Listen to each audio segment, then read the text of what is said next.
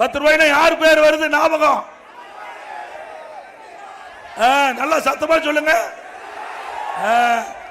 அவரு இங்க கலால்துறை மந்திரியா இருக்கும் போது தமிழ்நாட்டில் டாஸ்மாக் கடை இருக்குது. அந்த டாஸ்மாக் கடையெல்லாம் கரூர் கம்பெனியை எடுத்துக்கிட்டது. எங்கெங்கெல்லாம் அதிகமா டாஸ்மாக்ல விற்பனை ஆகுதோ அந்த பகுதியெல்லாம் அங்க இருக்கிற அந்த பார் லைசன்ஸை எடுத்து கிட்டத்தட்ட ஒரு ஆண்டுக்கு 5400 கோடி இதை ஊழல் செஞ்சிருக்கிறாங்க.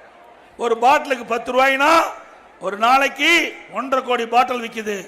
1.5 கோடி பாட்டில் விற்றா 15 கோடி இந்த 10 ரூபா டாஸ்மாக்ல இருந்து வருது.